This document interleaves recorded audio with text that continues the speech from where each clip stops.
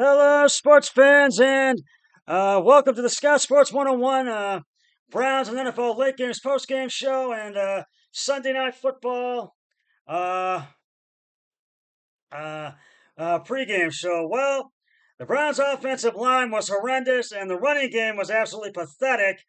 And Watson was not accurate on all at all in throwing passes in this game today. He was throwing them way too close to the ground at the players' legs as the Browns lose the season opener to the Dallas Cowboys by the final score of 33-17 today. Dak Prescott threw a touchdown pass hours after agreeing to a 4-year, $240 million contract with Dallas, and the Cowboys defense roughed up Deshaun Watson in his return, throwing the Cleveland Browns, and as I said, 33-17 in the opener Sunday in their opener. Prescott's deal makes him the first player to average $60 million per season, and ends months and months of speculation about his future. With the his future, uh, uh, he's his future with the Cowboys, who have won 12 games in each of the past three years with him. Uh, Earlier this week, Prescott was coming off his best season and entering his final year under contract. Said he wants to be the quarterback to finally get the team's Super Bowl drought. He'll get the chance.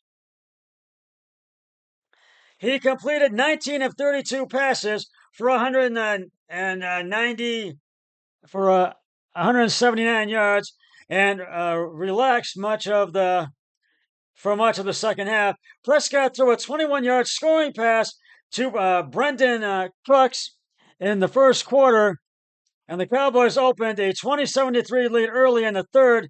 Devontae Turpin's 60-yard punt return touchdown. Brandon Aubrey kicked field goals of 57 and 50 and 46 and 40 yards for Dallas. Ezekiel Elliott had a 3-yard TD run.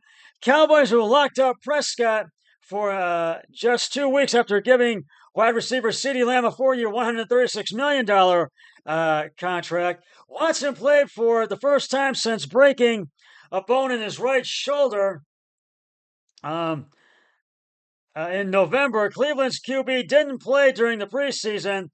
The Browns' new look offense didn't look very good with him running it. Watson was sacked 6 times, intercepted twice, and the 28-year-old wasn't sharp. He had several overthrows, held the ball too long on some plays and really looked comfortable as the Cowboys blanketed his receivers. He finished 24 of 45 carries and attempts for 169 yards in just his 13th game for Cleveland since signing a $230 million fully guaranteed deal in 2022. At halftime, the Browns trailed by 17, just one first down were being outgained 216-54 on Dallas' first scoring drive. Prescott showed a beautiful touch while connecting with Lamb on a 34-yard completion down the right sideline. Prescott was nearly intercepted on the next play, but then lofted his first TD pass of the season to Cooks, who ran past flat-footed safety Jawan Thornhill before making an uncontested grab in the end zone. Ezekiel spent last season doing little with New England before the Cowboys re-signed him.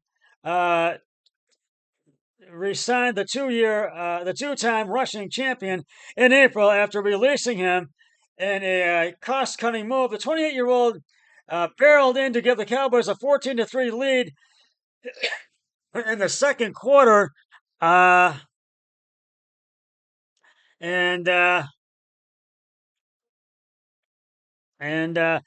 The Browns took a 3-0 lead. That was the only lead of the game they had on a 51-yard field goal by Dustin Hopkins, who made all 9 kicks beyond 50 since Cleveland acquired him in a trade before last season. Aubrey appeared to tie Justin Tucker's NFL record with a 66-yard field goal in the final seconds of the first half. However, the boot was wiped out. The Cowboys were called for a delay of game despite Coach Mike McCarthy's achievement protest. In his second season from Notre Dame, Aubrey made a 66-yarder during the preseason against Las Vegas. Brown star Myles Garrett surprised fans by showing up at a pregame tailgate in the Muni Lot, the team's notoriously rowdy parking and partying area just east of the stadium. The reigning AP Defensive Player of the Year, a group of fans, and here we go, Brownies chant. Garrett was joined by Cavaliers All-Star guard Donovan Mitchell. Cowboys tight end Jake Ferguson limped off in the third with a left knee injury after being tackled on a short completion. Linebacker Eric Kendricks went out briefly to get fluids, but finished with 2 sacks and an interception. Browns tight end David Njoku left in the third quarter with an ankle injury. Njoku, who led Cleveland in receptions and touchdowns last season, got hurt while making a 29-yard catch. Linebackers Tony Fields, the second, had an ankle injury, and Mohamed Debate had a hip injury. Well, we're both hurt.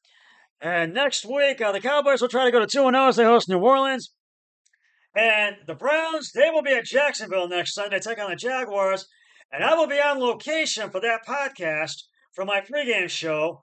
I will be at the Murphy House, the home of my really good friends, Matt and Katie Murphy. And my special guest will be none other than my really good friend, Matt Murphy. We'll talk Browns. We'll hopefully get a win next week. And you need to win, boys. You need to study your opponents. Look at yourself. Look at your mistakes. Correct them.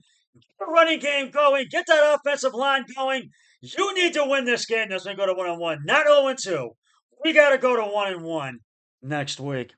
Even though it's only been one game, we have to go to 1-1 next Sunday. Well, unfortunately, I have to give the game balls to the Cowboys. Dak Prescott, 19 of 32, 179 yards, 1 touchdown, no interceptions. Ezekiel Elliott, 10 attempts, 40 yards, 1 touchdown. And Brendan Cooks, 40 yards, 4 receptions, and 1 touchdown. So they get the game balls, and now we're going to get to the other late game scores and the early game scores. We'll go right back and we'll talk about them.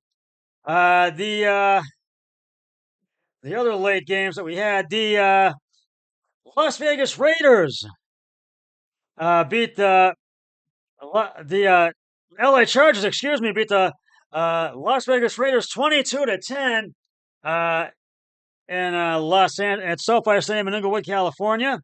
And boy, the Raiders just couldn't keep up with Justin Herbert, so I got to give the game balls to Justin Herbert, J.K. Dobbins, and Luke McConkey. So they get the game balls for that one. The Seattle Seahawks beat the Denver Broncos by a touchdown, 26-20 at Lumen Field in Seattle. And I took Seattle and won that one, and I took the Chargers and won. I lost on the Browns one, as you know. And for Seattle, I got to give the game balls to them. Geno Smith, T.K. Lockett, and Kent Walker. I think I got to see what his name is. Oh, Kenneth Walker. Kenneth Walker the third, and they get the game balls for that one. And the Denver Broncos just couldn't get over that hurdle, but they lose by a touchdown. But they fought hard, though. And in the other late game, and I took Seattle and won that one. And in the other late game, the Tampa Bay Buccaneers beat the Washington Commanders 37-20. And I took Tampa Bay and won that one. And I give the game balls to Baker Mayfield, Mike Evans, and I think it's Bucky Irving. I give them to them. They get the game balls for that one. Uh, and now we'll go back to the early games. Uh, Pittsburgh beat Atlanta 18-10 today. 18-10 today at Mercedes-Benz Stadium in Atlanta. The Buffalo Bills beat the Arizona Cardinals 34-28. The Chicago Bears win their home opener and beat the Tennessee Titans 24-17. And the New England Patriots, they upset the Cincinnati Bengals at Cincy's home opener at Paycor Stadium in Cincinnati 16-10 today. The Houston Texans beat the Indianapolis Colts 29-27 at Lucas Oil Stadium to spoil the Indianapolis Colts home opener. The Miami Dolphins, after being down 17-3, they come back and beat the Jacksonville Jaguars 20-17. They score 17 unanswered points in the second half. 20-17, Miami wins. The Minnesota Vikings beat the New York Giants all over them, 28-6. And the New Orleans Saints all over just walloped Carolina, 47-10. I'm right now 10-4 in my picks right now. I took New Orleans in one, Minnesota, Miami, Houston in one, Buffalo. I took lost on Tennessee, lost on Cincinnati. You know I lost on the Browns, and I lost on Pittsburgh and Atlanta. And I took Houston in one though. So I'm 10-4 right now. My brother-in-law is 7-7 right now. My brother-in-law Eric Hoyle. So and right now, Sunday Night Football, the Los Angeles Rams and the Detroit Lions are scoreless. There are 4:54 left to go in the first quarter, and it's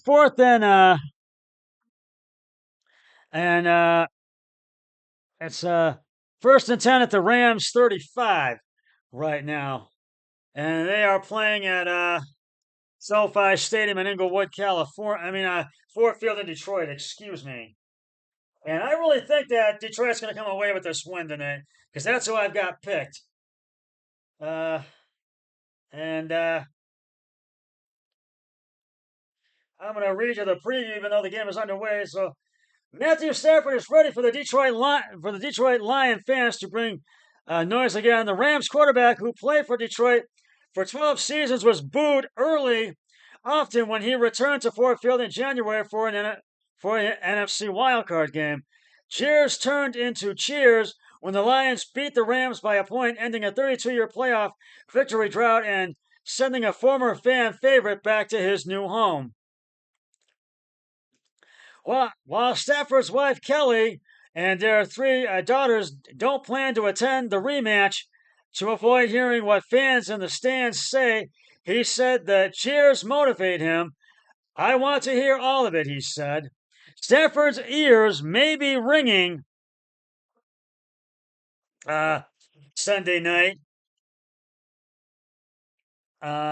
when the Rams visit Detroit because the franchise fans are fired up about potentially having a Super Bowl contending team to root for. Finally, the defending NFC North champions are coming off their first postseason with 2 victories since winning the NFL title in 1957, and they tried in the offseason to upgrade on both sides of the ball.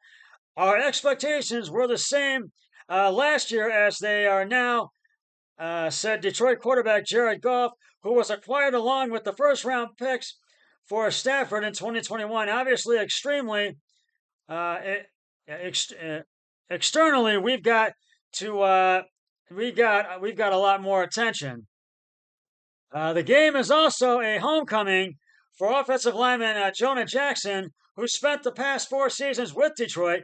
Lions coach Dan Campbell doesn't want Jackson's insights to be an advantage for the Rams. We've changed a number of things for that, Campbell said. The Lions drafted Jackson in the 3rd round of the 2020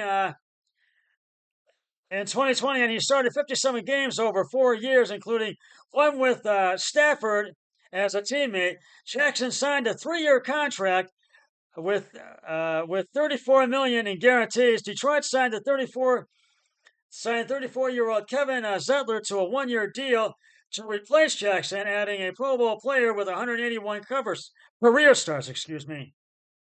Uh, the Rams announced after the preseason that Jackson would be their starting center, and Steve Avila would remain at guard after playing center during training camp. Los Angeles has concerns all across its line, with veteran right tackle Rob Haverstein hobbling with an ankle injury, and Joe Noteboom filling in at left tackle for the suspended uh, Alaric Jackson. Aaron Donald, a three-time Pro Bowl AP, All-Pro NFL Defensive Player of the Year, retired in March, taking one of the league's most disruptive players off Detroit's scouting report. Yeah, that's definitely a win, Golf said. He's obviously a Hall of Fame player and was the center point of their defense and someone you could always have to plan for and be aware of. Uh, uh, Rams coach Sean McVay believes the team will still have a strong front with defensive tackles Kobe Turner, who led them with 9 sacks and was a third defensive rookie of the year voting, and fourth-year pro Bobby Brown. Yeah, you're not replacing an Aaron Donald, and that's why we're asking of our guys, McVay said. I don't miss him, but I'm excited about the opportunity for these guys to go and do their thing and start to etch their names in in this thing.